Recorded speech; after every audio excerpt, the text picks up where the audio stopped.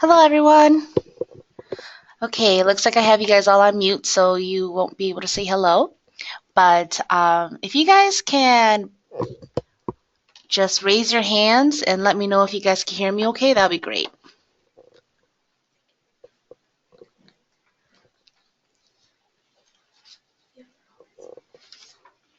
Okay. Yay, I see hands. So you guys, I'm really excited because this is my first webinar. Um, so thank you. Okay, so today you guys have joined us for our NFMC Round 9 webinar. I anticipate this going to be a shorter webinar. I don't think we're going to use up the full hour and 30 minutes. I believe we're probably only going to use about an hour since there weren't too many updates in the funding announcements as well as the grant agreement. So,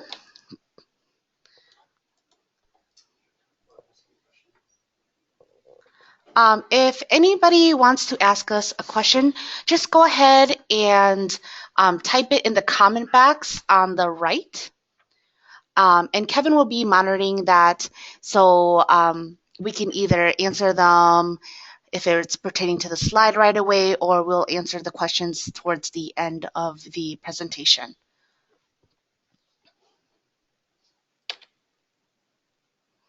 Okay, looks like my screen is not moving. Give me 1 second.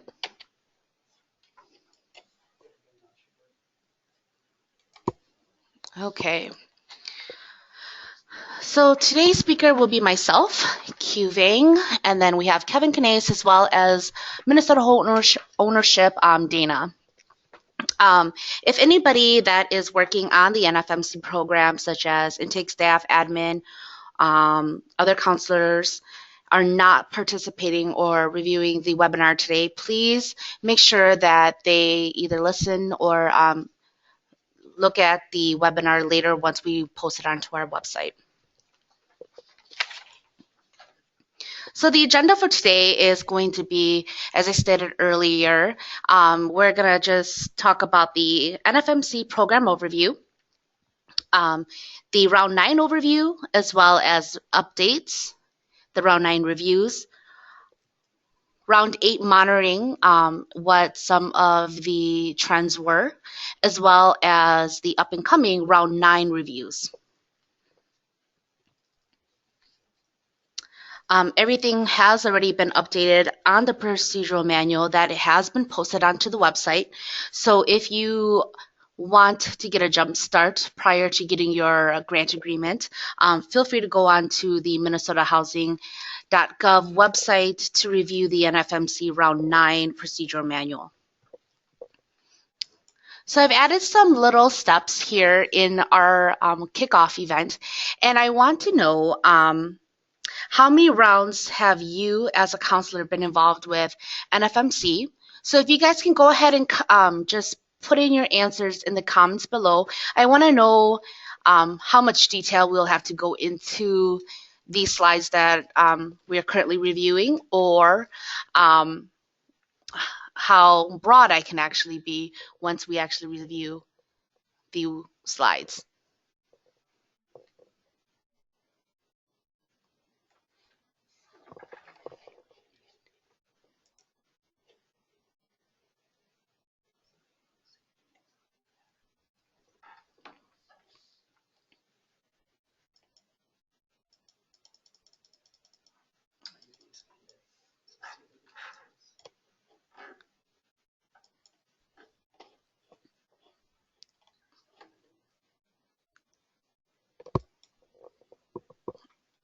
Okay.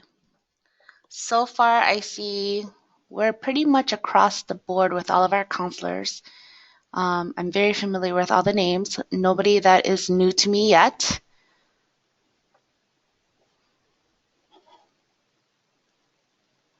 Okay, great. So it looks like the shortest time or the shortest round has been only 1 round. The longest, it looks like it has been 8 rounds. So kudos for you guys for being here with us for 8 rounds. So basically from the very beginning of our program with NFMC. Okay, so with the NFMC program overview, we started NFMC in July 2008. So we began at the very first round. Since the first round to now, including round 9, we have received a total of 16,528,000, a little over that in total with PRS as well as counseling dollars. I want to give you guys a thank you very much for assisting over 42,000 homeowners across the state of Minnesota in helping them prevent foreclosure. So thank you very much. Now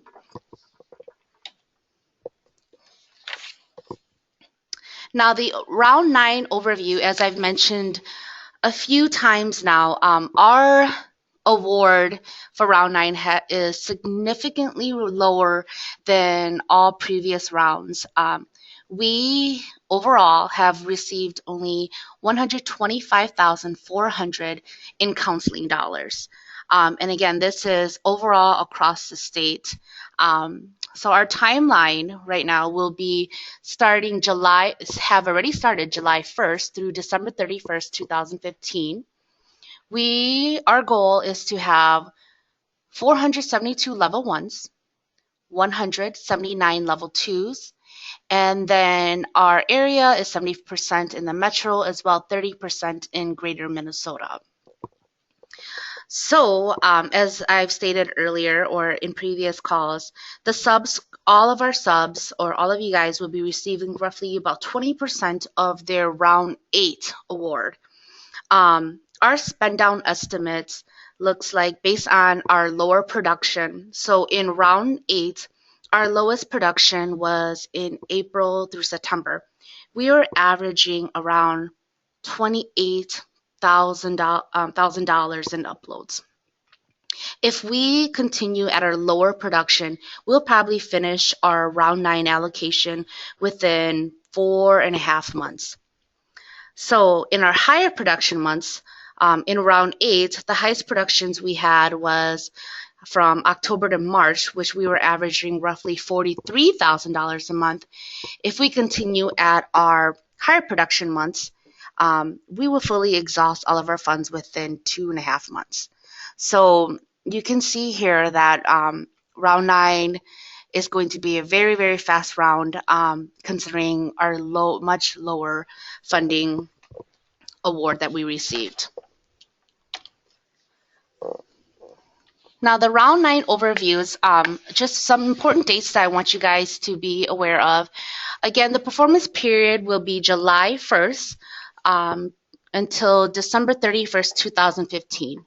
Again, because we are anticipating on finishing round 9 within 3 to 4 months or so, we will be meeting the performance period by December 31st unless something drastically changes.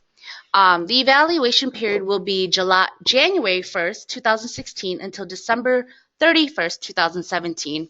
Now, as many of you guys have already been with us for roughly 5 to 8 rounds, NeighborWorks will complete their final audits for round 9 by December 31st, 2017.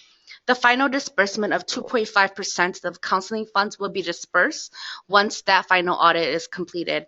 Now, historically, NeighborWorks have trended to kind of bundle all of their audits. So, for an example, round 6 and 7 was bundled. We anticipate round 8 and round 9 to be bundled as well. And so I wanted to give you guys a heads up. For round 8, we will probably be monitored or audited for round 8, so our current round, in 2007. So once that happens, then you will receive the 2.5% in round 8, as well as the remaining 2.5% for round 9. Other important dates I want you guys to be very aware of. Again, since we believe we'll be finished with the round within 4 to 5 months. The reporting dates will be October 15, 2015, as well as January 15, 2016. So the very first quarter report will be, you'll be reporting from July 1st, 2015 to September 30th, 2015. For the second quarter report, you will be reporting on the dates October 1st, 2015 to December 31st, 2015. So again, your final report will be due to me by January 15th, 2016, just 15 days after the end of the round. And this is something that we just changed. Previously, we had bi-monthly conference calls, but now that the updates have been moving towards or have been trending at 5 to 15, 20 minutes, we decided to just go ahead and move that all over to electronically. So you will still be receiving bi-monthly updates from me.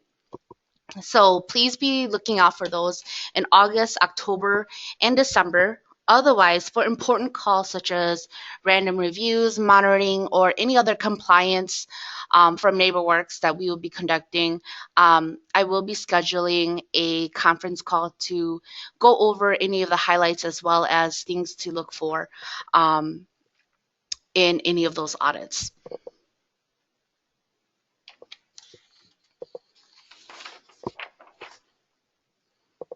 Okay, so we're going to go ahead and jump into round 9 updates now. So these are all the things that changed from round 8.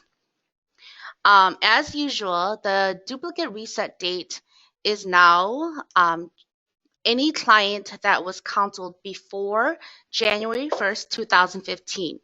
They are now eligible to be billed towards NFMC if there was a change in circumstance, which the file will then have to be heavily documented to make sure that we can definitely tell the difference between the first time the client visited or was canceled as well as the new circumstance now.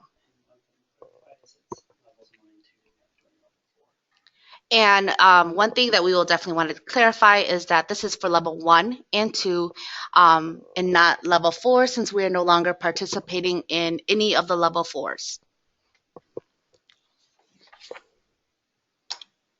Now, programmatic changes, I'm going to go over very quickly, only because usually this will be pertaining towards the finance team or your agency's finance team. So the single audits due to the new Omni Circular or the Super Circular has adjusted their single audit requirements. So for any agency that is receiving federal funds over 750,000 will now have to actually have a single audit. And then after that, they would have to provide us with a single audit within the 9 months of their fiscal year end. If you have any additional questions to that, please feel free to let me know. Only because most of the time, again, the finance team will be the ones who are dealing with the single audits. As you guys also saw, the indirect cost is now able to be charged to NFMC. So if you have a cognizant agency, we are now accepting the indirect cost rate. All you would need to do is provide me with the cost rate agreement, which most of you have. Otherwise, if you do not have a cognizant agency, all I would need is a calculation, your calculation cost rate allocation calculations, as well as how you are basing your rate. Otherwise, again, in the Omni Circular, you can now charge at de minimis rate of 10%. But again, that is something that we will all have to put into agreement. We have already collected all that information from you, and that will be incorporated into your grant agreement that I will be sending out here in the next few weeks. Okay, so the next question. Counselor CZQ successfully helped a client obtain a modification on the client's first mortgage. 2 months afterwards, with no changes in circumstance, the client returns requesting assistance for a second mortgage and the HOA. Is the second mortgage and HOA billable towards NFMC? So if you can please type your answer into the comment box, that would be wonderful.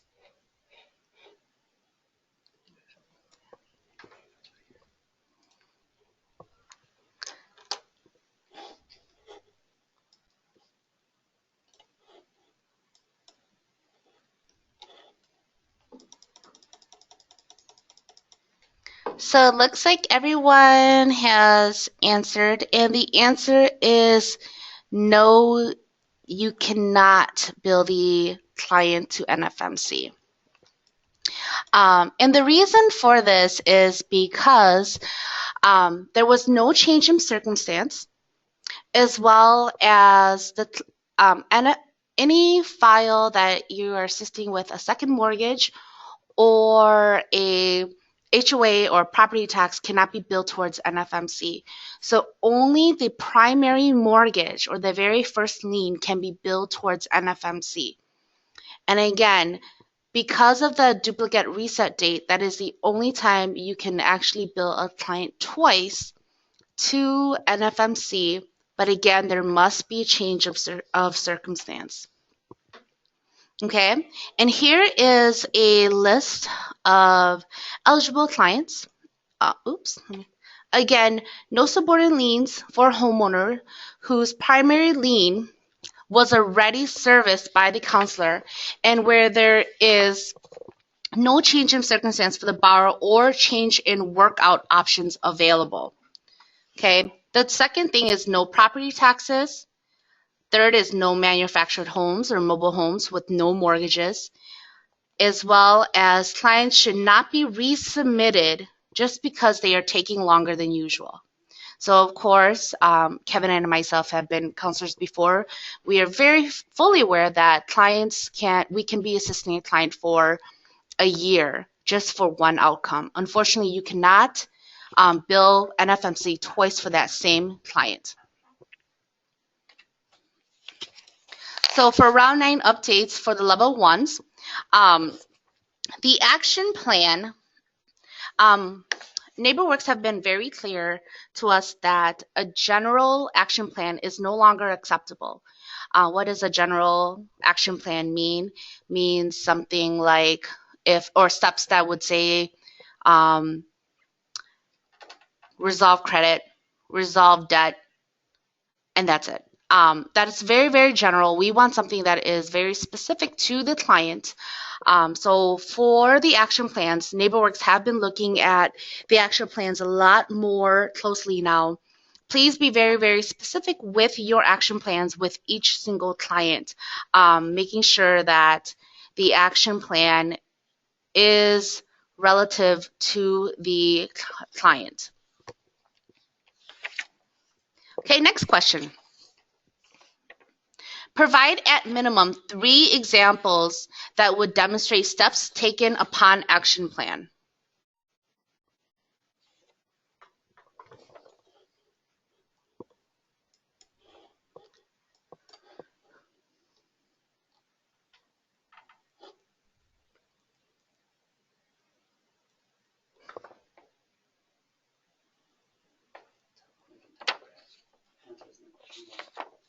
So if you guys can put your answers into the question bar, that would be wonderful.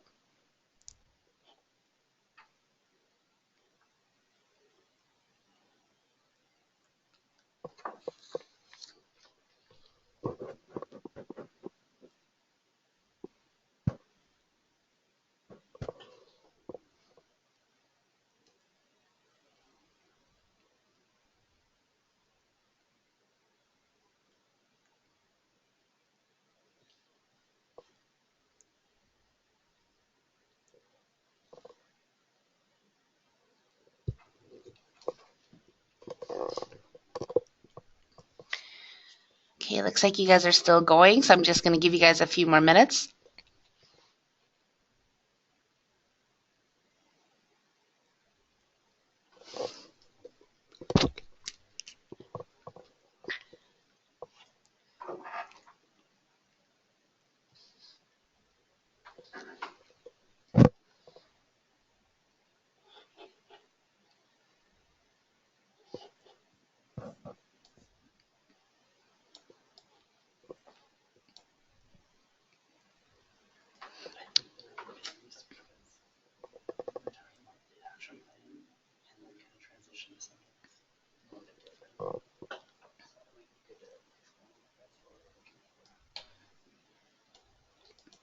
Okay, it looks like I may have confused you guys a little bit with asking this question. This question is actually pertaining towards documentation for steps taken upon action plan. Some of you answered correctly. Some of you, well, everybody was fairly correct. So I want to be very specific. Again, this question was pertaining towards documentation to demonstrate steps taken upon action plan. Now, some of the examples that I'm going to provide you is, well, actually, let me just go ahead and give you those examples.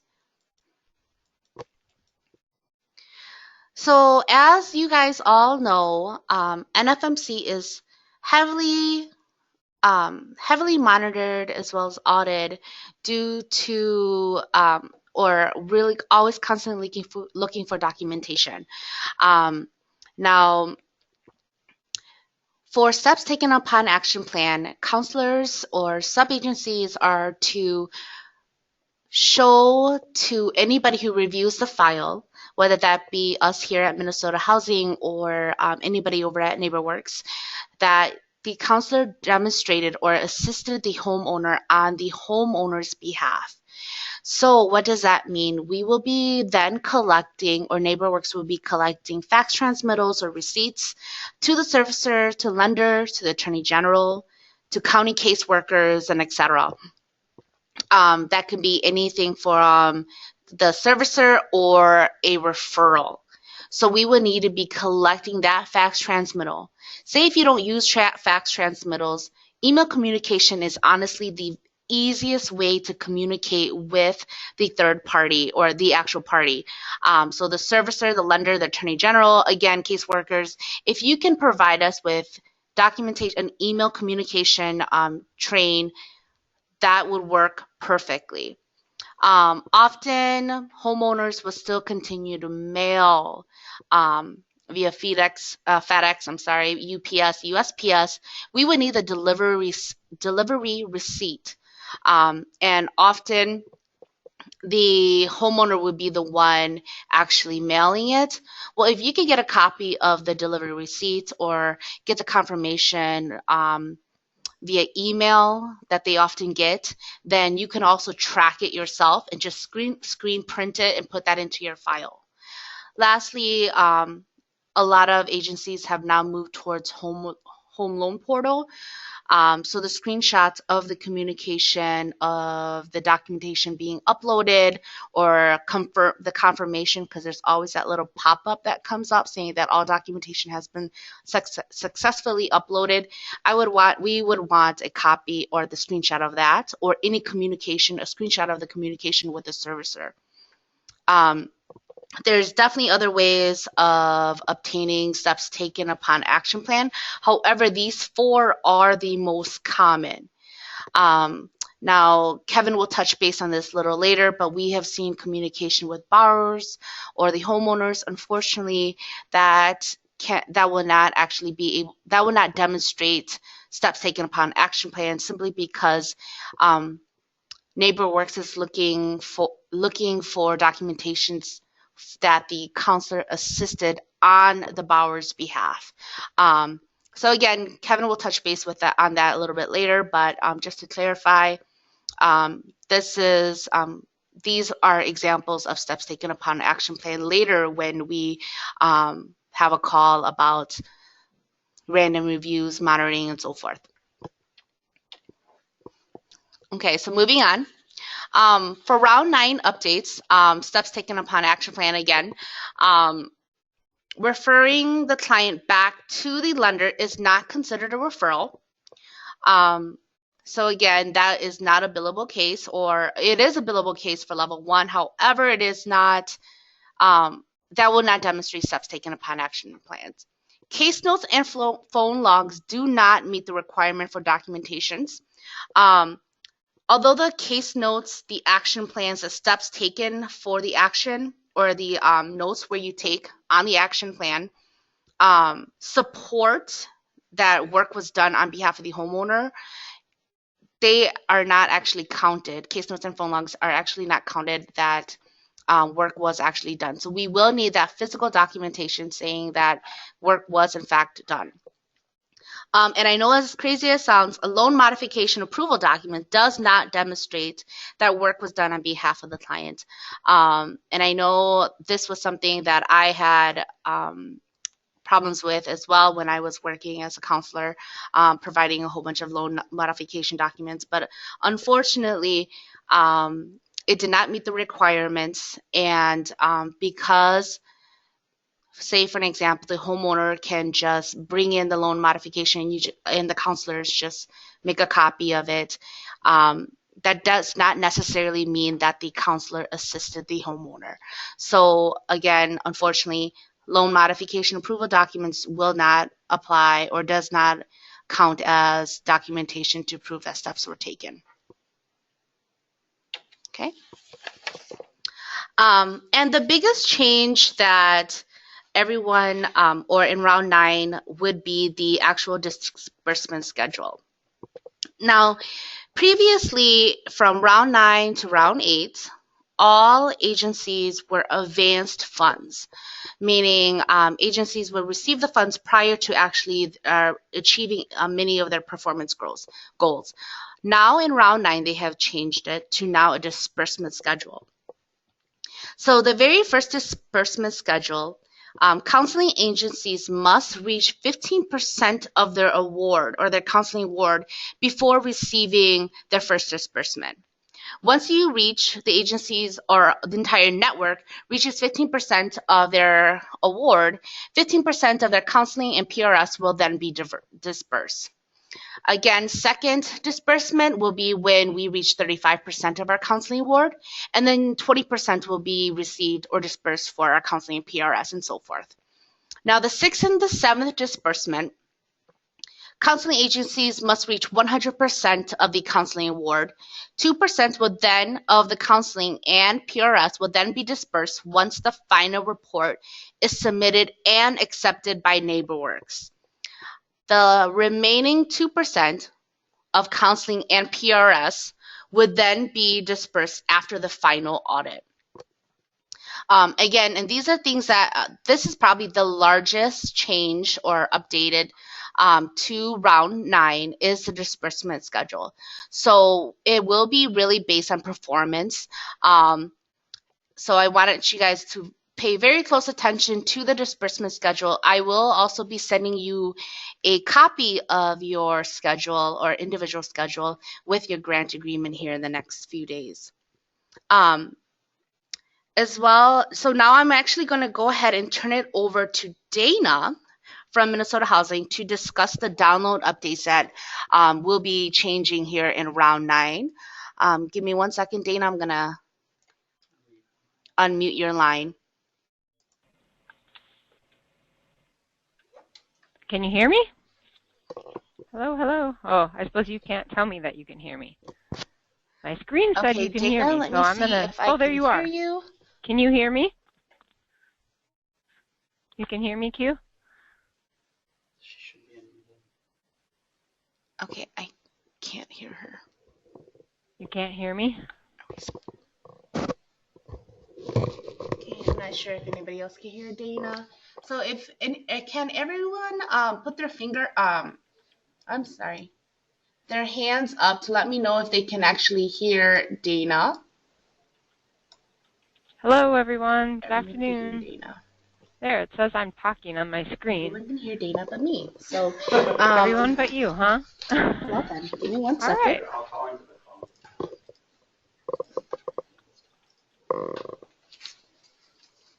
So I'm just going to ask Q to let me know when she wants me to start.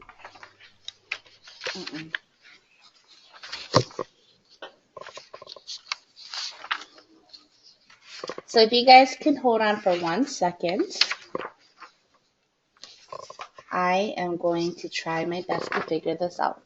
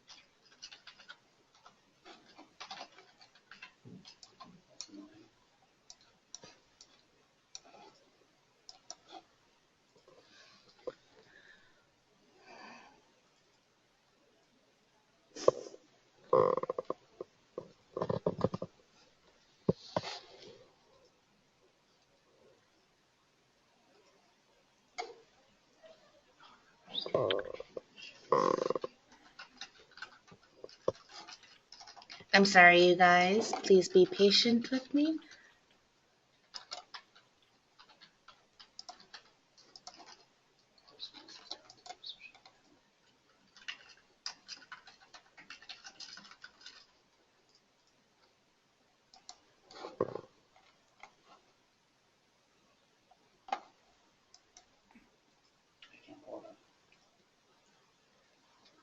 Makes me want to say, can you hear me now? Can you hear me now? But then I'll just annoy all of the rest of you that are on the call, and I don't want to do that. So I'll sit here patiently. Okay, Dana, well, I'm just going to go ahead and let you start. And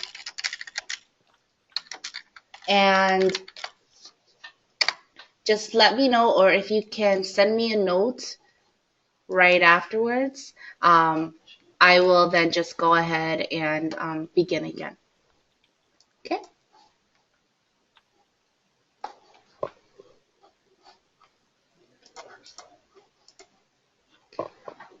Okay. So we are going to modify the download process for round 9. I'll admit it's an effort to save a little bit of time on our part. And we also want to acknowledge that you all have been doing this for a long time and know the process. So we're going to step back a little bit from the process. You currently, you're the person that does your downloads for you prior to having their monthly call with us currently pulls the all case status report from Counselor Max. You'll continue to do that on your own. The change is we're not going to have the monthly appointments. I know Debbie mentioned this to each of you when she was doing the downloads this month in July. So we're not going to have those monthly appointments. Instead, we're going to have you continue to do the all case status report on your own and then have you pull the download process report as well. This is, as you know, the one that gets uploaded to the NeighborWorks system. Want you to double check the download process report against the all case status report just to make sure there's the correct number of level 1 and level 2s that you would have expected based on the all case status report. Want you to save that as a CSV parentheses, comma, delineated file. So choose that option, when you do save as, make sure you choose CSV, comma, delineated option. Save the file with the title that's on your screen. So your agency name _ month spelled out. So like July, July, and then 2015. So there's an example there. So it would be the month for which the month in which the cases were served. So August will be the first month you're doing this. So it will be your agency name _ July 2015 because it's July cases that you'll be downloading.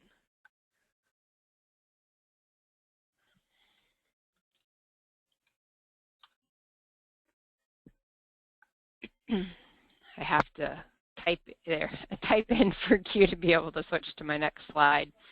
And then we're gonna, because that file contains personal data, we're gonna use box.com. Whoever in your agency does reporting would have received an invitation from me today to, can you go back? Oh, there. Would have received an invitation to me to a new NFMC downloads folder. So there's been a folder created in your Box account that's NFMC downloads _ your agency name. So I want you to upload the CSV file into the NFMC download folder in box.com. The deadline for doing that will be the 8th of each month, so August 8th, the first report will be due with the July cases. If the 8th, which in August it does, August 8th falls on a Saturday,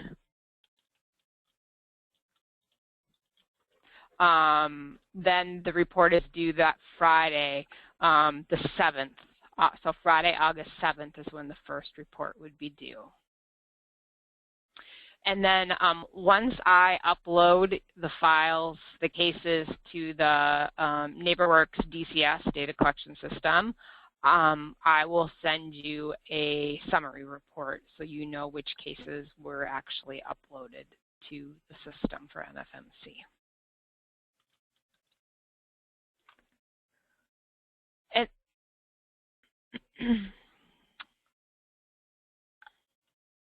Okay, so so we're stepping back, not doing the monthly meetings anymore or calls with you guys anymore, but we're certainly still available for questions. I do not profess to be a Counselor Max expert at all or have any knowledge of Counselor Max, to be perfectly frank. Debbie will continue to be the point of contact if you have questions about Counselor Max, including those two reports, the all case status report and the download process report. Debbie would be the person to reach out to. But if you have other questions related to the downloads, the process in general, having difficulties with box.com, or the summary report that I send you, then feel free to reach out to me.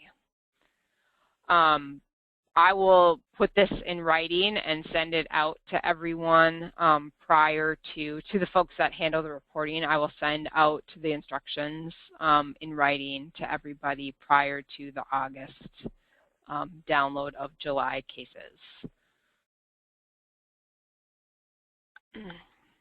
So I'm happy to take questions. If you guys have any, type them into the chat box, and I can hear Q, so she can share those with me if you do have questions.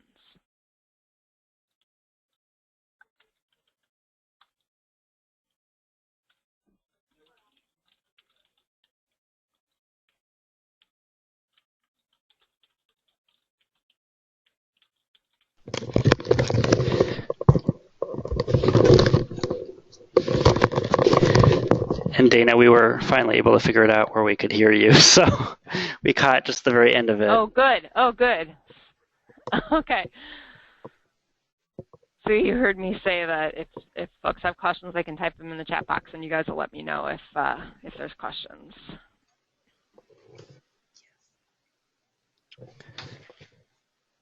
Yes. Oh.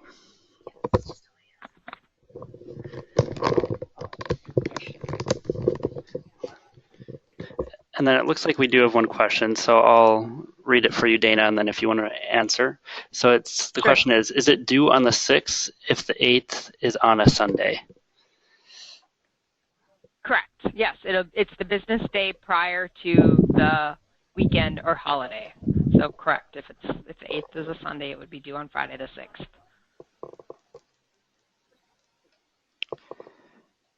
Okay. And it looks like at this point we don't have any more questions, but if anybody does think of one in the meantime, feel free to type it in the chat box, and then we can always come back to them at the end of the webinar. So I'm going to move forward at this point. And then, Dana, I'm going to mute your line for right now, but we can always unmute it again at the end of the webinar if anybody does have any further questions. Sure, that's fine. Thanks.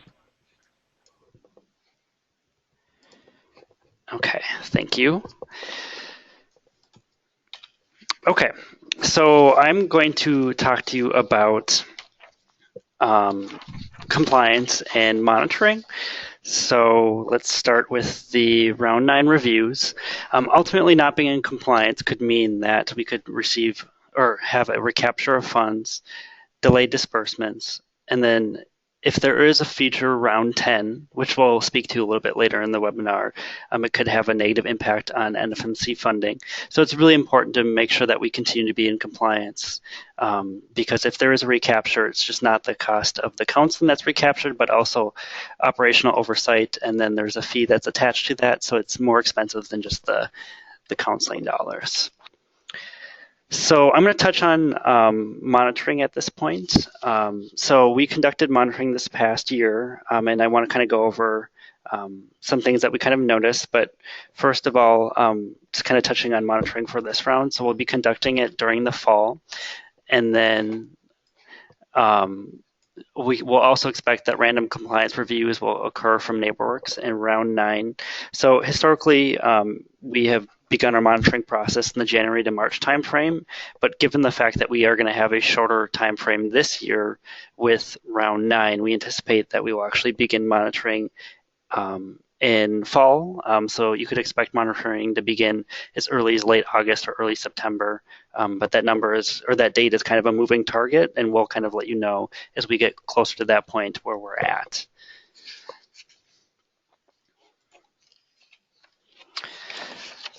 So now I'm going to kind of touch on some of the bigger monitoring issues that popped up in round 8. So things just to kind of keep in mind when you're doing counseling moving forward. So some of the bigger issues we noticed is that during the intake, clients eligible to be billed must receive counseling services on their primary or first mortgage. That was something that NeighborWorks really clarified just this past round. So we understood that there was some time lag between when counseling took place and then when NeighborWorks really made that clear. So just make sure that going forward with this round, that you're making sure that the clients that you counsel is specifically on the first mortgage, and that's what is eligible to be billed to NFMC. So you can't be billing clients who are only having counseling on like an HOA or their property tax. And then if you're counseling somebody that has a mobile home, you need to make sure that that mobile home has a mortgage attached to it. A lot of mobile homes, unfortunately, are not eligible to be counseled under NFMC because they don't have a mortgage. It's more like a car type of loan. And then for default, we need to see in the file the reason for hardship in the file. So we noticed that when we were doing monitoring that there would be instances where the client wouldn't have notated on the intake if they filled it out or if the counselor filled it out what the reason for hardship was. And that is something that we want to make sure is in the intake documentation. So moving on to the action plan. The action plan, a lot of the issues we saw were just kind of the smaller things that sometimes get lost in the shuffle of filling out the action plan. So you want to make sure that when completing the action plan, it's really important, obviously, to make sure that you're tailoring it to the client specifically with specific recommendations for the client's personal and particular situation. But you also want to make sure that some of the things that kind of may fall to the side are also completed. So that's things like making sure that the assessment of the property condition is on the action plan. From counseling, obviously, I understand that sometimes the client doesn't always fill you in on that, or you don't get to that point. So, I mean, sometimes you kind of have to make your best guess at that, but it's important to make sure that that's on the action plan as it's a requirement. You also want to make sure that you have a goal and then some analysis of the client situation on the action plan. Ultimately, the action plan is something that's created so that the client can move towards a better situation, and that would mean having a goal included on it. And then ultimately the analysis of the situation kind of tells the client where they're at, and then kind of what they need to do to move forward. And then another thing that we noticed with action plans, particularly related to level 2 clients, is that if they were served with level 1 and then they came back with level 2, that there were no level 2 action steps on the action plan. You want to make sure that your action plan does feature steps that would be particular to a level 2 type of client. So that may include action steps that the counselor is taking on behalf of the client themselves. And then there's a checklist on the action plan itself. It's the MHA eligibility checkbox. You want to make sure that that checkbox is completed, or there's somewhere else on the action plan where you're notating that MHA eligibility or screening occurred for that client. So then moving on to steps taken upon the action plan, we did notice that there was some instances where there was insufficient documentation. Q covered this pretty well, but you want to make sure that you're including documentation in the file that really demonstrates that you took steps on behalf of the client and that you can prove that with what NFMC requires. Obviously, like Q touched on, we know that you're doing the work, and we would love if client notes would be sufficient, but unfortunately NeighborWorks does have specific parameters on what is allowed for documentation to verify steps taken upon the action plan. So that'd be your Hope Loan Portal screenshots or your fax transmittal sheets, and you need the actual transmittal sheet, not just the cover sheet, or emails to the servicer. So make sure that you're getting that specific documentation in the file, otherwise it cannot be billed to level 2. And then one other issue that we seem to kind of see once forms are updated and then it kind of trickles out and it's not as big of an issue going forward is that when forms are updated, that we see out-of-date forms in the files. You want to make sure that you're using the most up-to-date forms. I know sometimes it's easy to accidentally use them not most up-to-date forms because you printed off a bunch, but it is a requirement that you use the most up-to-date forms, as there have been some changes that have taken place. For example, the MHA program is no longer operating. That's the Making Home Affordable Intake program. And so that was removed from the form previously. So you want to make sure that you're using the form that does not include things that are no longer pertinent to the NFMC program. Okay. And then I'm going to touch on the Meyer Hoffman McCann audit. So this is the audit firm that's hired by NeighborWorks to conduct their audits. So we just kind of wrapped up the audits with round 7 and 8. And so I believe if you haven't received the disbursements, you should be soon for that final amount. But with NFMC round 8 and 9 audits, like he had stated, there's an evaluation period that actually goes through December 31st of 2017. So that means that NeighborWorks and their audit firm can conduct audits through that time period. And it's through that time period and when the audits are completed when you would actually receive the final disbursement. So just to be making sure that your accounting staff are aware that you may have some outstanding payments that are due to you that won't be paid until those audits are completed. And unfortunately, because they do bundle the audits together, that would include both your round 8 amounts and then round 9. And I apologize, I think I said round 7 and round 8. I meant to say round 6 and round 7 earlier. So those were the ones that they grouped together previously. So NeighborWorks typically will hold a webinar as we get closer to the start date of the MHA audits, and we'll kind of touch on that a little bit more once we get to that point, because obviously making sure that we're ready for the audits is kind of utmost importance, because that's where the opportunity for recapture can occur. So I'm just going to kind of touch on some tips to make sure that you're in compliance with the NFMC program. So obviously just reviewing the procedural manual, which will be updated here just this month, is important. And then making sure that your agency kind of has an oversight plan in place. So that's a plan to review a certain amount of client files that you serve, or client files of the clients that you serve, kind of what your plans are for programs management staff to overlook that, or if counselors are reviewing each other's files, making sure that you have a plan in place. And then the monthly upload timeline is a good timeline to kind of do that. So maybe as you're reaching that point where you're going to do uploads with HOC, take a little bit of time at the end of that month or before those downloads to kind of review your files and make sure that it makes sense and that you're not accidentally doing something like double billing to HUD and NFMC. And just kind of touching on files and uploads, we have encountered a couple times in the past where files have needed to be removed for compliance issues or mistaken uploads. And like I touched on, this is actually can be a higher cost than just the cost or the amount that you're paid per client.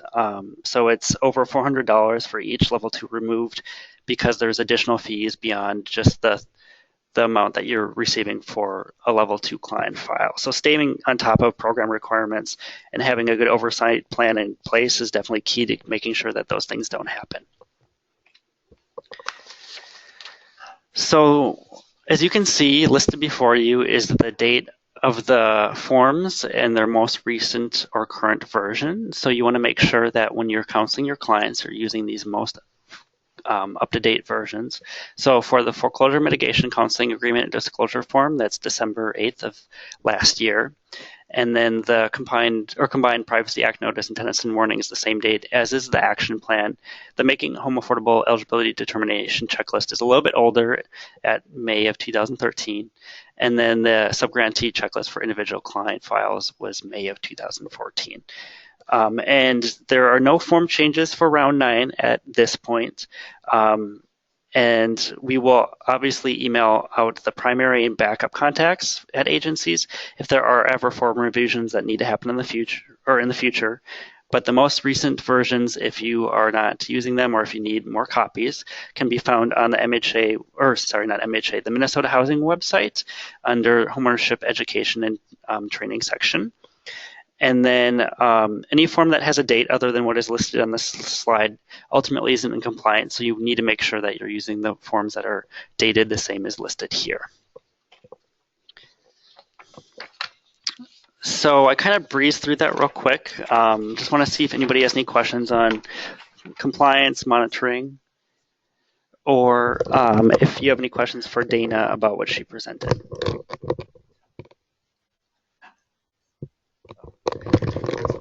And we'll unmute the lines so that if you want to ask something through that means, that would be fine too. So if you'll just hold on 1 second, I'm going to do that.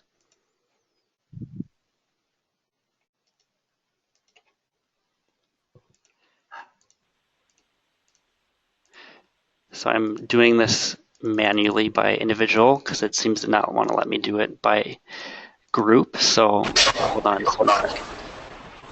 Otherwise, feel free to type something in the chat box, or if you have a question that you don't want to ask, you can always send us an email later, and we can respond at that point. And if you don't have any questions, please press *6, I believe, to mute your line.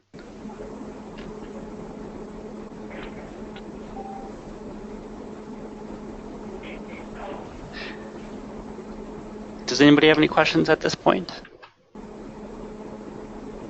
Either feel free to speak your mind or type it in the chat box.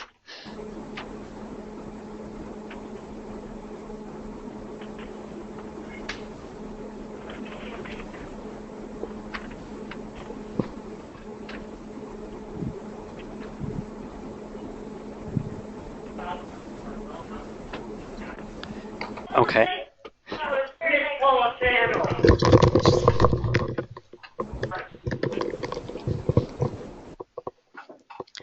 Okay, so there is one thing that I wanted to go ahead and bring up.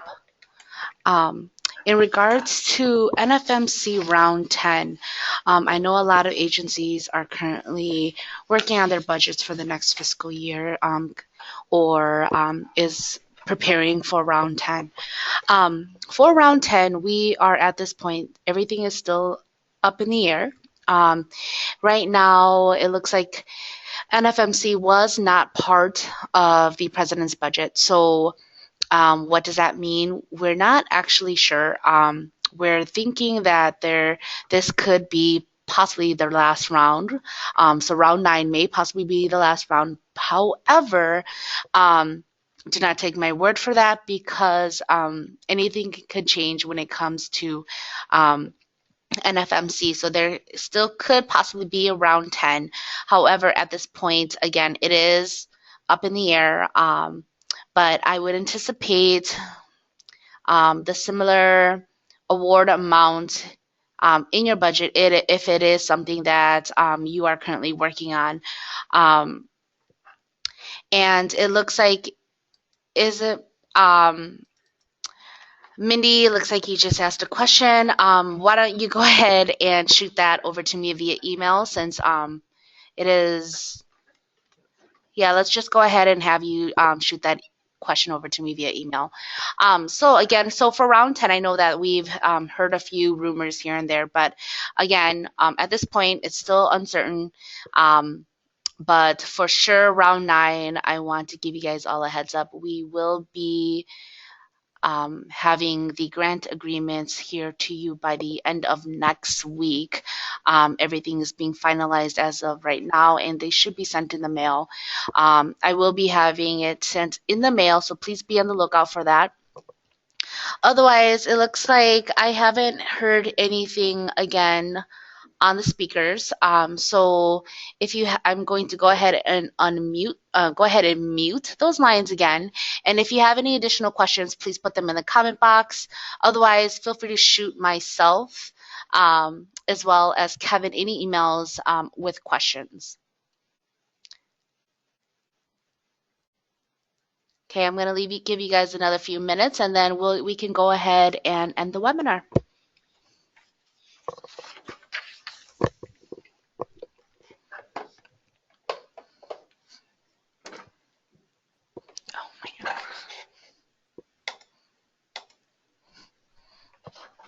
Okay, so we are going to go ahead and end the webinar. Thank you so much for joining our call. And this webinar will be posted on the Minnesota Housing website here in the next few days.